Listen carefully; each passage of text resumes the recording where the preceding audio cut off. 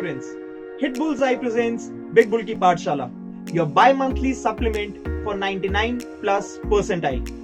Every 15 days, we organize a webinar exclusively for Hit Bullseye enrolled students.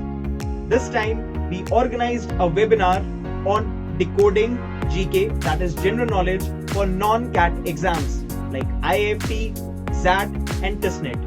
GK is one section that students tend to take very lightly, and I can understand that predicament because CAT, being the most important exam, does not have GK as its as one of its requirements. And I bet if GK was there in CAT, the scenario would have been totally different. But as the reality stands, other non-CAT exams have GK as a very significant section, as you correctly pointed out. There is Xavier's aptitude test, then there is TIS, then there is CMAT and SNAP. So all these exams have 25 to 40 questions from GK, and so it cannot actually be taken for granted that even though you're getting static GK questions, they are somehow linked to something in current affairs. So that gives you a really good conclusion that if you cover current affairs really well, you can be assured that even static GK questions cannot remain out of your reach. So in conclusion, the answer is that you cover the current affairs really, really well, but in some of the broader issues, you delve into the background and the static portion as well. That more than 50% of the questions that you will get in the exams will directly be from material that you will find on Hit Bullseye website. And this is true for at least last 5 years. I cannot say it for the same before that, but definitely, because now the reason is not that I'm not claiming that our material is the best around there or something very idealistic. I'm saying so because the questions and the level of questions that are asked in these exams is really very moderate. I will not say that difficult questions are asked in any of these exams, be it TIS or XAT or CMAT or IIFT. The level of questions is really, really very moderate. I would say easy to moderate.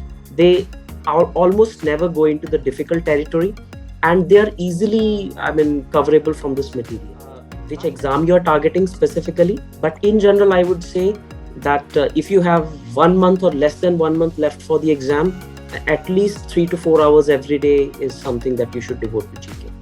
Right. So if and correct me, sir, just summarizing the above point is that we cannot, out of 100, we cannot answer all 100 questions, but to get the cutoffs and get a good score, doing what you said would be more than sufficient. For doing it for 3-4 hours over the next few days would be more than sufficient for us to go through it. Am I right, sir? Don't read newspaper for 1 year. Do not go back 1 year for reading newspaper editorials or Indian Express Explained. That is not something I'm advising. Newspaper reading is for now and onwards. It is not for, you cannot go back, because everyday newspaper takes at least 1 hour if you study it diligently. And if you go back 1 year, it is going to take a lot of your effort and time, won't yield much. So I would suggest that for the time that has already passed, you rely on the notes and the compilations that are there on the website. And for now and future, and in the future, you can start reading the newspaper. Right. So it's very general. In a question, in a paper, you see a question with four choices, and you are really very sure that out of A and B, one is the answer.